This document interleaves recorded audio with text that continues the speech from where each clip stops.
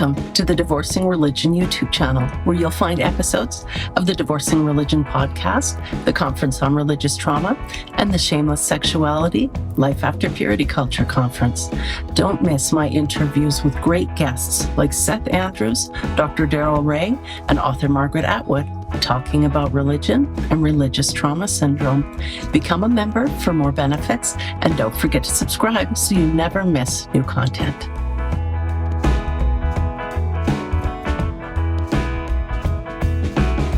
Hi, everyone. Welcome to the Divorcing Religion podcast. I'm your host, Janice Selby. I'm a registered professional counselor and a religious trauma recovery coach. I'm very pleased today to welcome Trisha Wilkerson. As a certified health and nutrition coach and a published author, Trisha is dedicated to assisting individuals in improving their connections with food, their bodies, and themselves. By fostering compassionate curiosity and advocating an anti-diet philosophy, she creates a safe environment for clients to shift their anxieties concerning food, fitness, and other healthy practices towards inner peace. Trisha is currently working on her second book titled Already Good: How Religion and Diet Culture Exploit Our Human Quest for Meaning and Belonging. Wow, that does sound good. Having spent 20 years in Evangelical Ministry and as a pastor's wife, she left the church a decade ago and has since been gradually shedding most of the beliefs she once espoused and taught.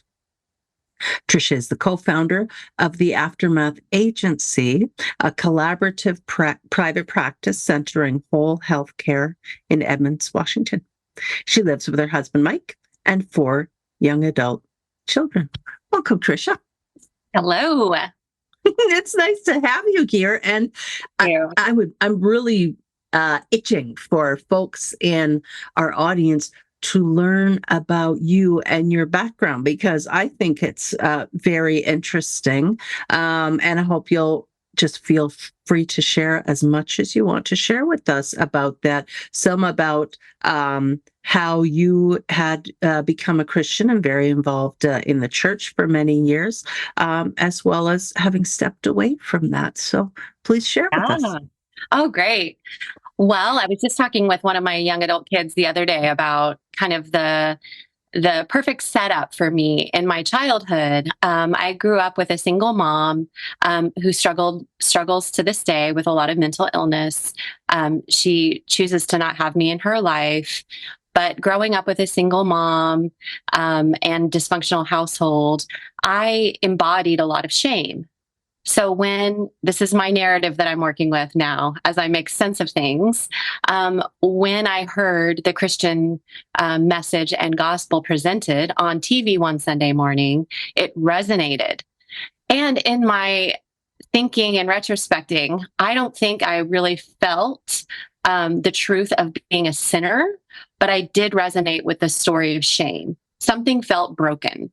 And being empathetic in my young age, I knew something was really off in my life. I didn't have the developmental language for language or understanding for what that shame was. I just felt it in my body. So I've been, 30 years making connections and uncovering what that shame was and getting more aware of the patterns of shame and how religion really exploited that tender, vulnerable desire I had to belong and have secure love and give me that consistent attachment that I was so longing for that I didn't have in my childhood. Wow. Yeah. You, as they say, you were ripe for the pickings. Yep. Oh, yeah. Yeah. So it gave me identity. It gave me belonging. It gave me passion, meaning. I became like an evangelist, and I'm a high I on the disc. So give me something to be excited about, and I'm going to tell everybody about it. I can't help myself. So having a Jesus message felt like I was on a winning team. It was very much like a drug. And so, the last 10 years since leaving the church, I have a lot of compassion for that young self that didn't feel connected or belonging or identity. in the ideal scenario, a young person feels that with their parents and they start practicing what it feels like to take steps in the scary world from that grounded self. I didn't have that. So Christianity and the message gave me that grounding. Wow. Thank you for sharing so candidly about that. I think that it's going to resonate with a lot of people. The shame message. Shame is so heavy of a burden and a load for people to carry. I think our viewers will also be curious about why you left or how you left, things that kind of led up to your own departure from being so involved in Christianity. Well, to put it simply, the shame message wasn't working anymore. We had a catalyst in our experience in our family. We had some family trauma that was really significant. And we were going through a lot in our church here in Seattle. And I think just that getting to that ultimate space of this doesn't work. I can't keep trying to make this work in my spirit anymore. So for me, to put it simply, religion perpetuates the experience of shame. And I got to the point in my growth and in my healing, in therapy, in conversation, in connection, knowing myself, that shame message and formula didn't track anymore. I wanted more. So it became just this kind of ongoing struggle of trying to make that fit and match. And it couldn't, cognitive dissonance, right? It just didn't fit. So circumstantially, there was a lot happening, conflict, scandal, all of that here in Seattle with, the pastoral ministry and the whole church. It fell apart. We moved to St. Louis. We moved back. My husband was running a counseling ministry and trying to keep that going. So we just kept, I won't speak for him, he's had his own journey. But for me, I kept trying to make it fit. And so when we didn't have the commitment in ministry, my husband's not getting paid to believe, basically. When your salary isn't connected to your faith, there's more permission and freedom. Now, we were in a cult, so there was a lot more fear and anxiety around what we believed and what we couldn't explore in doubt and questions and things like that. So when Mike stepped away from ministry fully, I do think that impacted me to give me permission to fully embrace the doubt with love and compassion, and gave me permission to let go, basically, and really pay attention compassionately to what was already coming to the surface. Wow. And so it's powerful to hear you use the word cult. Are you at liberty to disclose the name of the cult? If you're not, that's okay. Well, it's quite debated on whether or not Mars Hill Church in Seattle was a cult. My experience is that it was. I believe that it was a religion based in high control. And there was on the surface something that was a message of Christian gospel and Christian doctrine, kind of based in that reformed space. But functionally, internally, it was very controlling. So caught versus taught. What was taught was one thing. What was caught was very controlling. And the common experience at Mars Hill that I continue to hear many years later from people disoriented from that experience is that there was very much a caught message to believe and belong here. You must look like this. So that informs me as far as data, accumulation on whether or not this was a cult. It sits right that it was because of the amount of control. Well, and literally, you must look like this. I mean, your work is really a lot centered on the diet culture, this sort of thing. In that way, too, like physically, you have to look like this. That was one of the messages that came through. Well, yeah, I mean, for sure, like messages about, taking good care of yourself so that you please your husband, stuff like that. So a lot of pressure on the wives. Patriarchy was, No apology for that.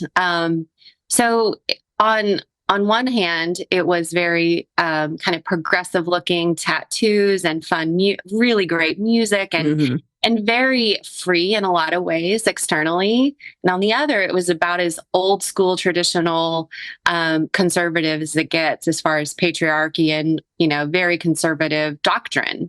Mhm. So homeschooling, and it was very much judged if a mother worked. Wow. We all knew that you're less than if you're a mother that works. So I've worked with women since then about that and the shame that they carried and embodied around that, because they knew they were, less than as a wife or mother. So those caught messages, I think, leave marks on our spirits and our minds and our bodies. Mhm. That's why that's why my drumbeat right now in my healing and helping others is the shame experience of knowing in your social setting, in your culture, and in your mind and your body that something's wrong with you. You don't fit, you don't belong, something's broken. So then I need to look outside of myself for a freaking formula of some kind, some sort of system that is promising me that if I do that, if I espouse this belief or these behaviors, like a diet, like a church, then I'll be worthy. Then I'll belong to myself. Then people will like me, accept me, and love me. And it's so tender because that's a human search. It's beautiful and human that we want to heal ourselves in that way. And that's why I talk about it's exploitative. Instead of holding space for that in tenderness and compassion and not exploiting it, Mhm. it's outrageous to me that we have gotten away with that for so, so long. Right. Wow. It gets me. Getting emotional as I hear you talk about these things. Speaking as a woman who grew up in the 70s and 80s and also heavily influenced by evangelical doctrine and culture, Mm. and now having divorced religion myself, I look in the mirror and I see, yep, I'm getting older. I'm getting wider. I don't look like I used to look. I'm gaining weight. It's menopause coming on, all these different things. And yet, the messages that come to me through social media and movies, and other things like that is that I no longer fit, like literally and figuratively. And that can take such a toll on self-esteem. Just the act of loving ourselves, refusing to give in to this feeling that I must hate myself and hate my body and beat it into submission, from the Bible. Yep. It's an act of rebellion to love ourselves in this day and age. You're so right.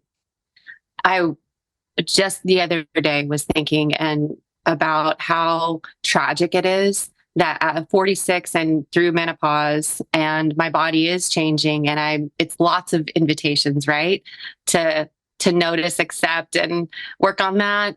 So I hear you. I feel like I'm finally through the worst part of the effects of diet culture and grieving the impact and the anxiety and the years lost spent cycling worries and judgments and anxieties in my head over it. And now I'm faced with the anti-aging culture. Mhm. Now wrinkles are bad and we must have fillers and we must keep doing all the things to look young. It is like who do they think they are that we as women get to be so vulnerable and exposed to all these shoulds? Like when Mhm. are we when are we going to be celebrated for our individual unique way in which we appear in the world? Yeah. Why is women why um you probably have the answer for this, but um women's appearance has forever been controlled. Yeah. Yeah. I mean, let's let's bring back the veneration of the crone. Yes. That's what I'm looking Please. for, because there's no way I'm going to be having more babies at this point, and there's no way to restore the appearance of youth and youthfulness. I'm working hard to embrace and love myself just as I am, every phase of my body, every stage of my life.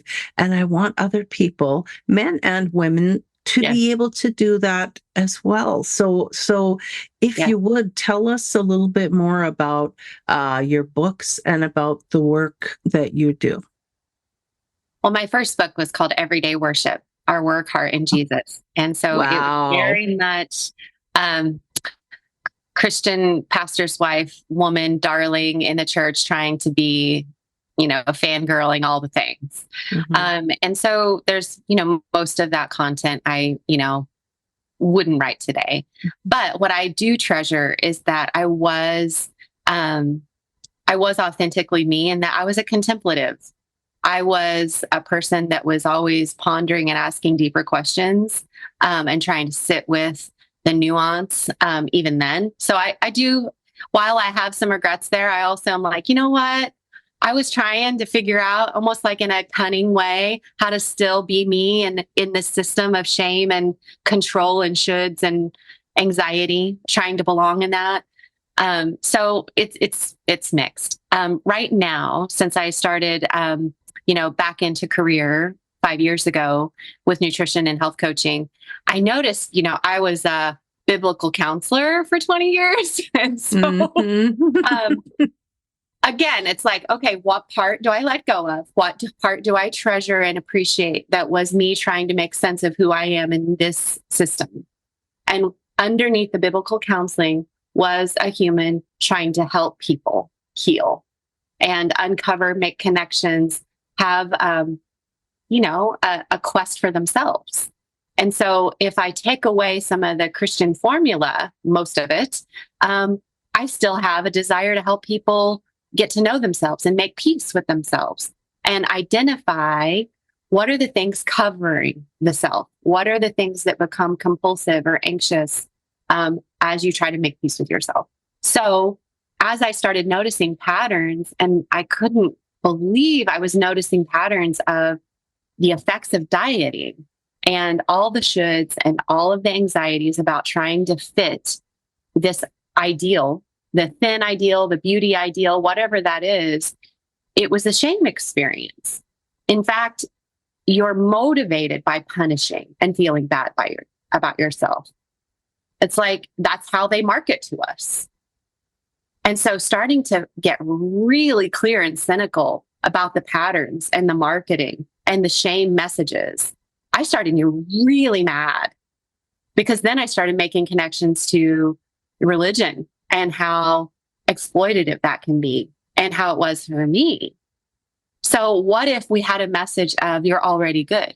What if we had a message of you already belong? Now let's notice the noise in your mind, the false, attitudes, beliefs that make you anxious and compulsive about trying to fit to yourself and others. Let's uncover those with compassion, curiosity, rather than here's another freaking system. If you did this, then you'll belong. Because we know that you just go from system to system. Mhm. So I am synthesizing religion and diet culture as basically the same experience in our bodies of I have to feel bad about myself. I need to feel broken and not enough. I don't look like her. I don't look like my past self. I'm not as holy or good or selfless as that. So then I need to put all this weight on myself mentally, emotionally, in order to be motivated to change. And then that change, if I can get there, that's when I'll be worthy of something. Mm. Wow. Wow. And, part of the whole diet culture thing also can so often lead to plastic surgery and procedures. And I mean, some people find those things very helpful. And so, knock yourself out. Good for Yep. you on Yep. that. But for some of us, it is a symptom of this deep-seated shame that you're talking about, and this frantic desperation. What do I have to do to fit, literally and figuratively, to fit in and to be accepted and to love myself? So I think it's really funny, actually, to take a look at women's eyebrows through the years, and now they've, at times they've been more natural, less natural, bushier. At times they're like plucked out and shaved off, and just a Yes. pencil line was Yes. drawn on. Somebody somewhere is pushing these ideals and ideas on women about Yep. what we must look like in order to be acceptable. And I mean, how do we raise our daughters in this, in a society that is profoundly sick in some ways? How is it possible to raise a daughter with a good, strong sense of herself? And the first thing that comes to mind is, get her on sports teams, which sports can be fantastic for girls to be a part of, and boys too, and everyone. But also there can be an unhealthy, physicality and diet culture ideals that can be part and parcel of the sports world too. So we really need to be keeping an eye on balance, I guess, when we're talking about those things. Yeah. I think also, as we parent our daughters and sons in this space, is teaching them and coaching them with noticing the noise in themselves. If they can get really privy and confident with how they're affected by media, by culture, by systems, and almost lean into the cynicism a bit to get clarity and then come back around with compassion and acceptance, I think it gives them that confidence of, oh, I see that. I see how they're, one simple example is, when you're watching like the Super Bowl or game shows in the morning, the commercials, who they're targeting. You can just tell it's a marketing strategy. You can tell when it's all dentures and, or it was a Super Bowl, it's all junk food. And, it's food that really pleases, your pleasure senses. So if you can get aware of some of those strategies around marketing and how you become a victim to that, and then not stay there, but be empowered by that, of like, wow, these systems are really out to market to me, and realize what you have to trade to buy in. Oh, wow. That's so powerful. I wish that our elementary schools, our primary schools, would take a hint there and actually develop and present courses. And perhaps some are already doing this because it falls under media literacy, I guess. But for children, for tweens and then teens, looking at the psychology of advertising and product placement. And then also, so I remember watching a great little bit on PBS News, an article they did about a college in the United States, and they have developed a program for first-year students there about becoming like savvy when it comes to alcohol, and the program has them watching a ton of movies and taking note of how often is alcohol featured in this movie, which actors, is it the cool ones, the uncool ones, how are they promoting alcohol use and misuse and abuse in media? And it's made a real difference, they found, on campus as far as students struggling with alcohol and substance misuse disorder. So I'd love to see something like that about what people look like, how they are presented in movies, especially targeted at young people, and what's the messaging that's going on there. Absolutely. And I think that the body positivity movement in the last 10 years through social media has been really impactful. It's just not enough yet, because what we're not saying this is my opinion, is, you know, every single body is beautiful, and then it's highlighting the non-thin. So we're kind of overreacting by trying to do that. We're wanting to be inclusive, but by making a symbol out of the non-thin bodies, we're still objectifying the non-thin bodies. So we need to chill out about that eventually and just show up as is. I just don't think with marketing power, I don't think that's likely to happen. So I feel pretty confident that if we can help our young people and one another, even middle-aged people, get real aware of some of those strategies and see the systems in action, like you're saying with this, that's amazing, the alcohol awareness program, because it makes you more confident, and you see, and you're less likely to fall prey to some of those strategies when you see the game. Yeah, it's true. Advertisers do what works. You know, they stick with that, and so for the most part, so does everything else. Like people continue in unhealthy behaviors and predatory behaviors as long as it works for them. Yes. And until it stops working for them. And it's so people who grow up in metabolically gifted, say, families where maybe they're naturally tall and thin or something, the amount of their brain power that is not spent on beating themselves up for not being a certain weight. I mean, I just can't even imagine what that would be like. I know at times when I have absolutely starved myself and insisted on exercising 90 minutes a day, and then I, would get the compliments of how good I look and everything, and I felt so powerful and so amazing until that one first pound crept back on, and then the first 10, and then the 20 that came back, always worse, ending up with me gaining more and more and just feeling so sad and disgusted with myself and disappointed. Why can't I just stick with my starving myself and give up 90 minutes every day on top of working full time and, at the time raising children and this sort of thing? Yeah.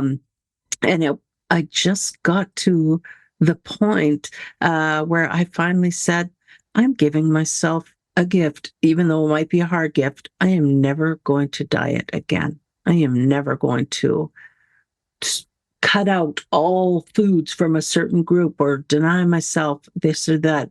I want balance. I would like to be healthy. Being healthy is my aim. And so that means I'm walking every day and not eating a solid diet of junk food, but just really working to love myself as this body changes and as I continue to grow as a human. Do you notice the connection on shifting over from that diet mentality of what you should do and what you shouldn't do, like a rule system, over to giving and accepting? Did you notice what was happening for you in that? It felt almost scary because it felt like breaking the rules, these rules that I'm supposed to be living by. And so it feels rebellious to not be doing that. And it felt rebellious and scary when I divorced religion.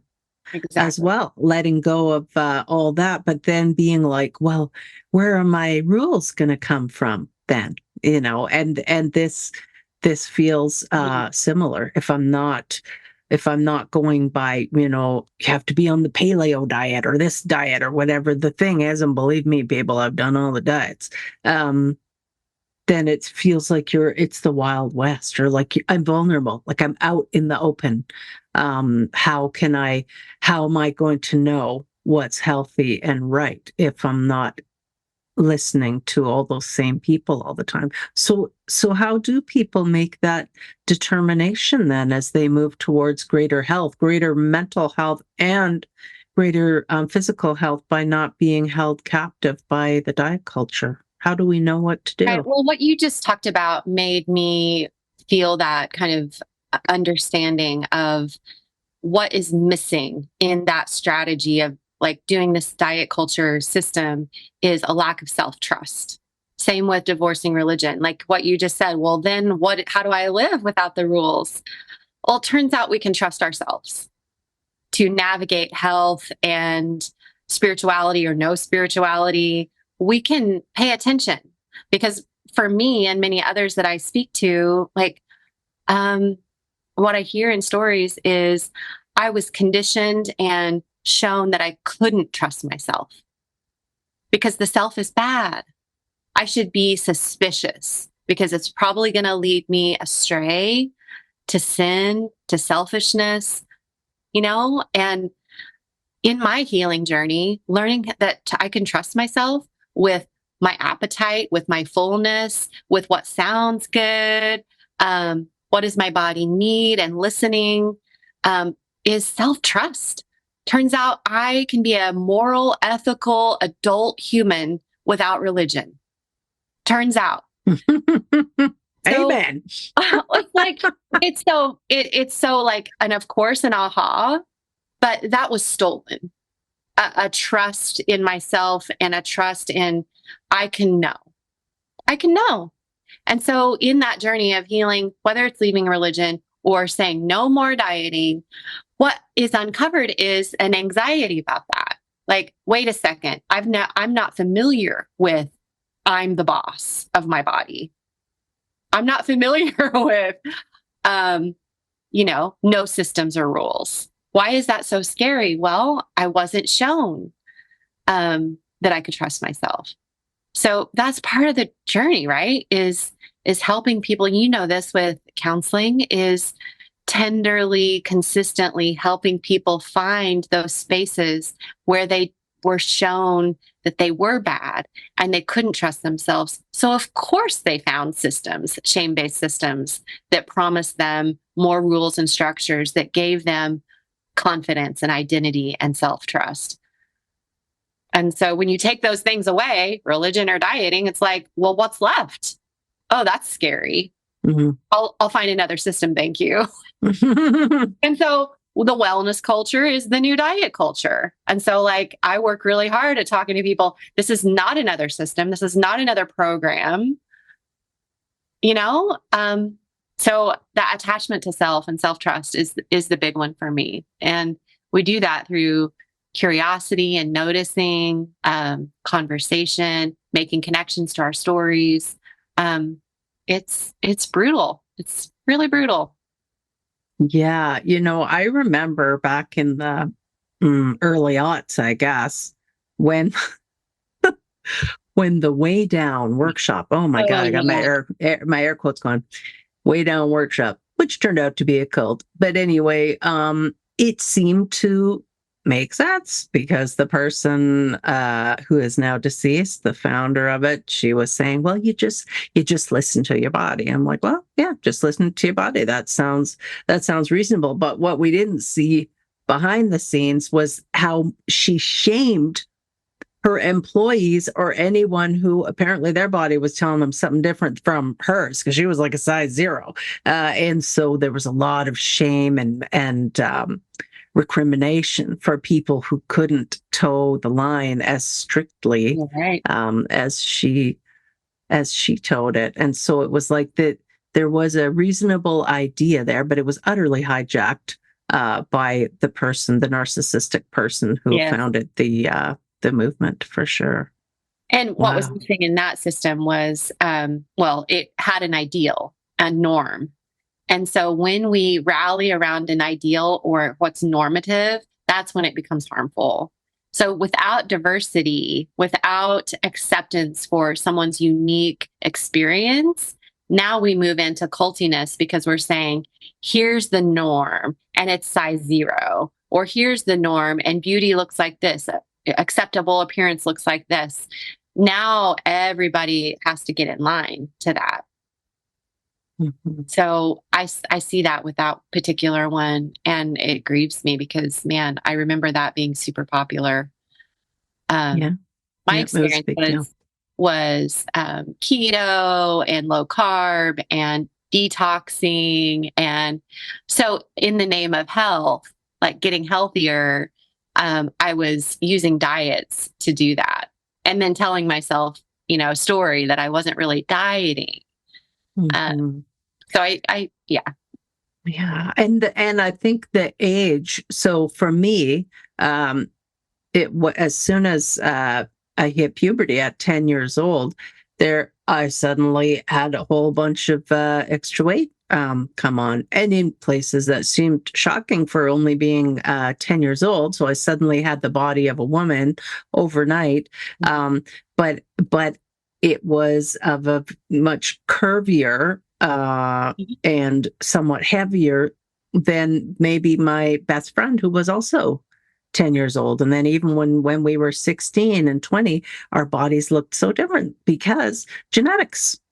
And that just that Exactly. ties in so much. So in the noticing the difference, that's totally normal, right? To notice differences. Like that's a human experience to notice difference. It's what comes next. In the noticing the difference, let's just stay there with acceptance, and couldn't we just stay there, right? But then what we do is that shouldn't be different. And so then Mhm. comes the should and the judgment and the criticism and the comparison. So it's not the noticing the difference that's unhelpful. It's what comes next, right? Yeah. Yeah. Uh, It's about the story that we tell ourselves. yes.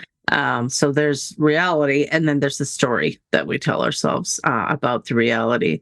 And I would love for people to really move towards telling themselves a much more compassionate story.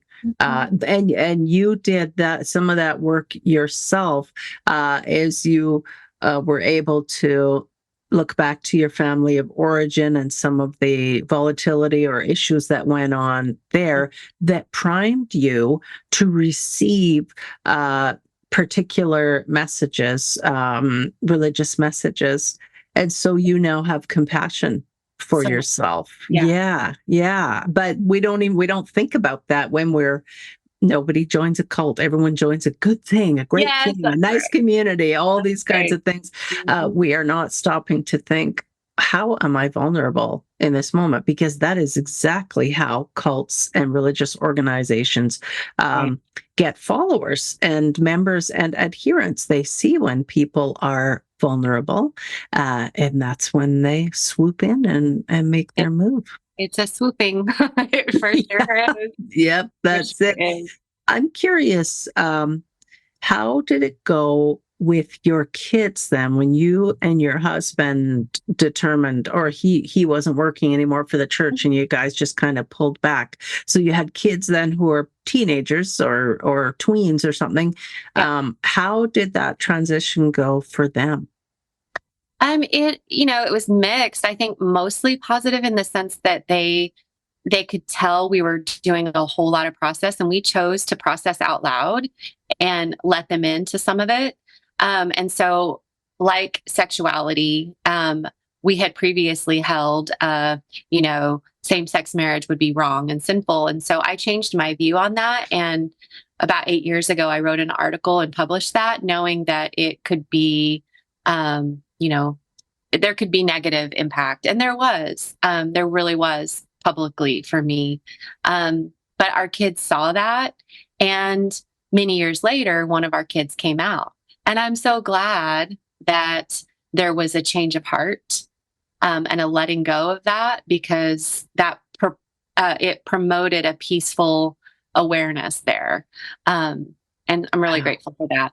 Yeah. And so none of our kids are Christians, religious. A couple of them are more kind of woo oriented, very kind of, Mhm. open and like excited about various things in that realm. But I mean, we have conversations on a daily basis that are steeped in philosophy and feminism and humanist understandings. I mean, having been counselors, we did raise our children with a lot of self-insight and process. And that comes back at us in a negative way sometimes because we gave them so many words. So, as they differentiate from us, it's like, wow, I really want to hear about your contempt for me right now. Thank you so much. Um, Well, a couple of websites come to mind just as you're talking about this, because it certainly was part of my growth. When I rejected Christianity, I decided I was going to give myself permission to explore everything. And it felt really fun and exciting to spend time in formerly forbidden yes. places. And so I did a deep dive into New Age camp and reincarnation and psychics and everything else. And that was part of my journey out. What might have been helpful for me was a website called Thinking is Power, thinkingispower.com. And it's all about critical thinking, which I felt like I didn't have any concept at all about critically evaluating claims, because that wasn't how I grew up or the church environment I grew up in. So I like thinkingispower.com. And I'm going to put in a shameless plug here for the Shameless Sexuality Life After Purity Culture Conference. That will be happening in Seattle next year, Yay! May 23rd to 25th. And people can find out more by going to shamelesssexuality.org. It's going to be held in a beautiful boutique hotel in Seattle, the Alexis Royal Sonesta. And people can get their early bird tickets now. They're on sale now. They're cheaper now than they will be. The price will go up. So shamelesssexuality.org, everyone. Yes, that's short for orgasm. And so thank you for sharing about your own experiences with your family and the process that you have gone through, and that some of your young adult kids, are continuing to go through and experience and process themselves. Yeah, you're right. It is about critical thinking and laying it, being willing and safe enough in a context of connection with others to be able to put those thoughts out there and bat it around back and forth in that space where there's not fear of judgment and control. And so I'm so grateful that our family has been able to do that. It's so messy, but it's so worth it because we can see one another in that space of like thinking critically and bantering and processing and being humans together. It's great. There's no more sense of that fear and that anxiety that we contended with for so long. Right. And as parents, the need for acceptance, our children must know that they are loved and accepted regardless. I mean, even if one of your kids or your kids changed their mind and ran back to the church, for them to know that your love would not be withheld because of any, any choices that they make. When that is the opposite, if we are very fundamentalist in Christianity or in any Abrahamic religion or cults, really, if we make choices that lead us outside of the doctrine and dogma of the group, then the families and friends are faced with a terrible expectation that they are often to cut off contact or not accept, or if they do, it's not a real acceptance. It's the love the sinner, hate the sin, that self-righteous, smug BS that just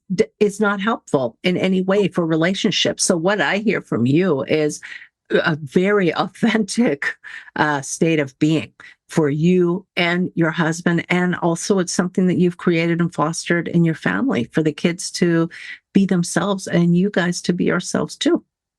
Yeah, a safe place to land. That's so important to me. Thank you for saying that. Mm-hmm. And tell me a little bit, if you would, about, do you have a typical client? Is it often formerly religious or even still religious people who are coming to you? Is it all genders, all ages? What's it like? All genders, all ages. I do notice people that have been mostly affected by disordered eating or have disordered eating are in recovery from eating disorders, because I believe there's a spectrum on both. And very rarely is there somebody that has peace with food in their bodies all the time. And so in most cases, you find yourself on the spectrum of anxious preoccupation, mental noise around food and body. So how you relate to fitness and movement, how you relate to eating, and what are some of the thoughts and compulsions and behaviors around that.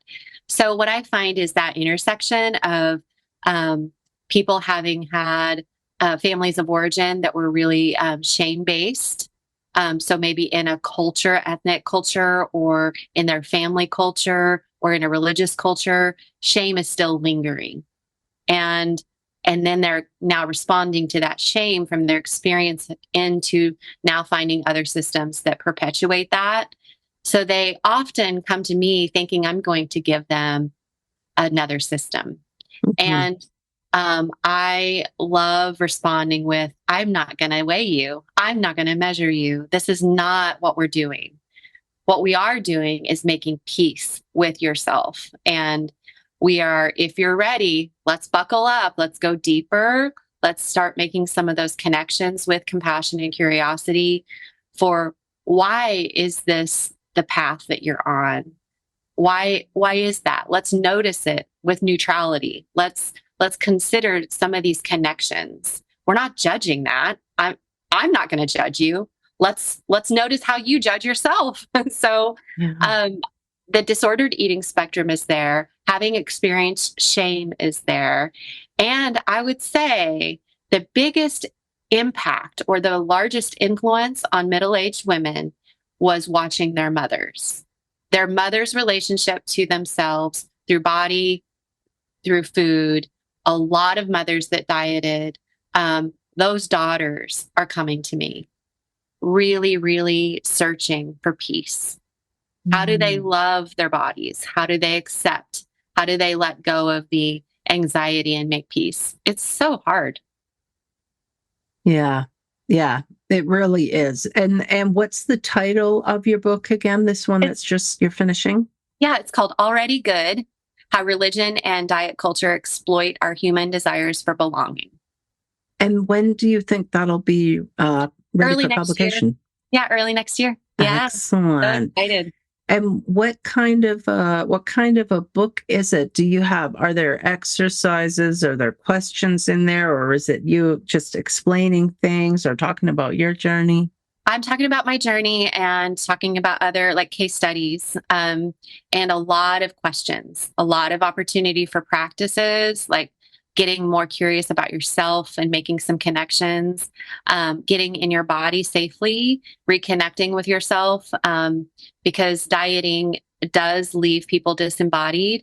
And so how can we get re-embodied in a kind and safe way? And so those connections are there, those opportunities in practice, in journaling, and using story to help people identify those connections. Yeah. And you used another word there that I feel like is so important because it's tricky for us. The word you used was neutrality. We're viewing our responses with neutrality instead of judging them because we were primed growing up in evangelical communities or Christian communities. We were primed for judgment. It's either good or bad. We're not going to have lukewarm and be spit out of God's mouth. We're either all in or we're all out. And so that then is the lens through which we tend to look at ourselves and our behaviors.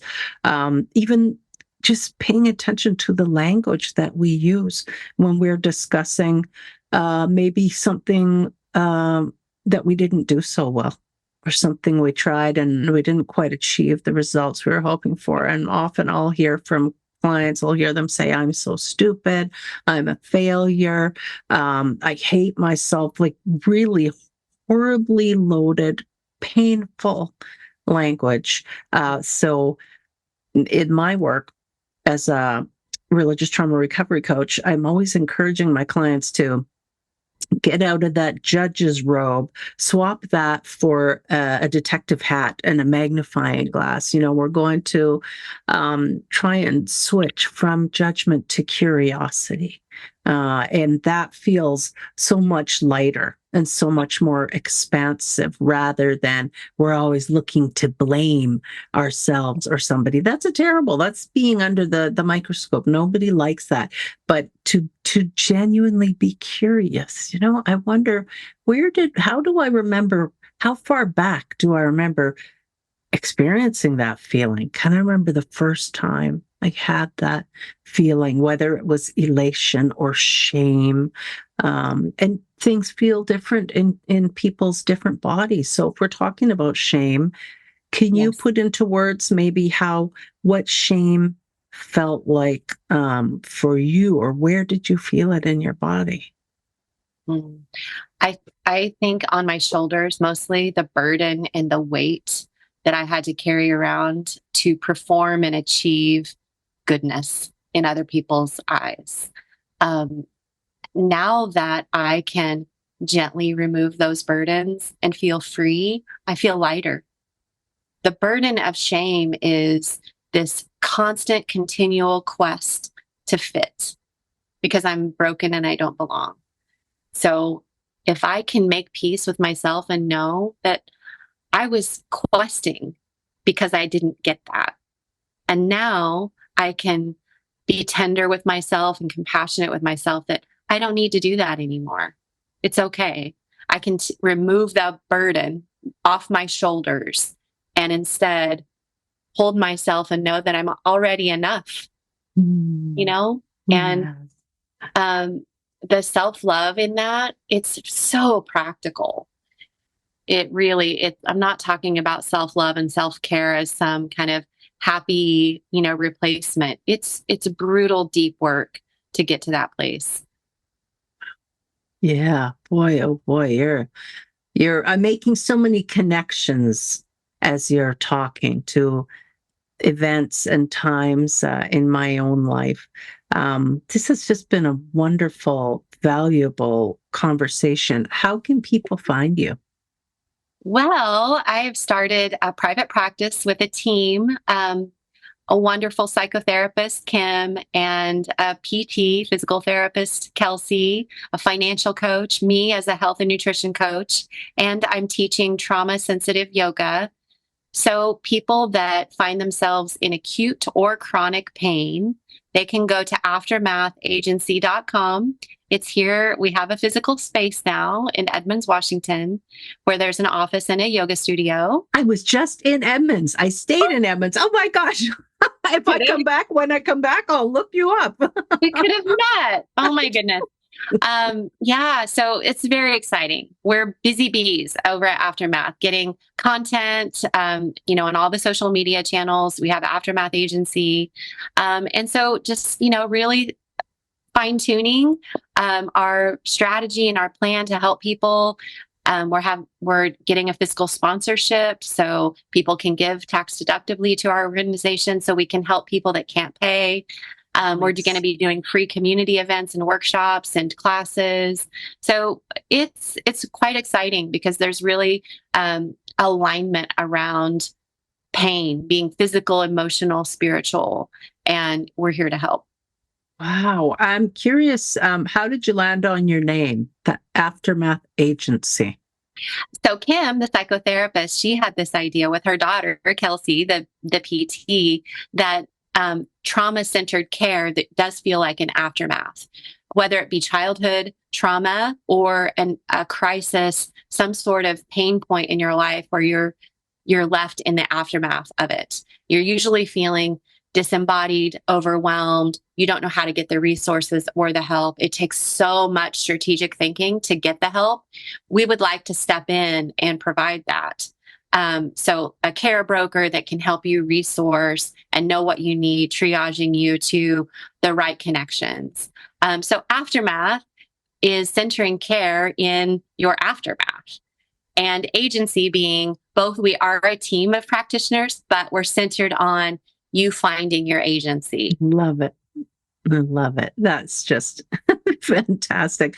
Well, I hope you get some more business after people are able to watch and listen to this podcast. I'm looking forward to your book coming out.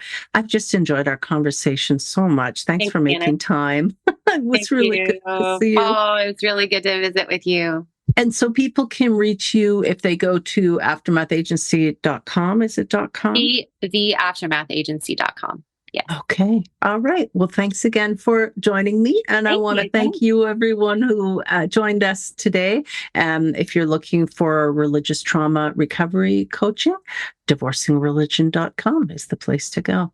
Thanks again, everyone. Take care. See you soon.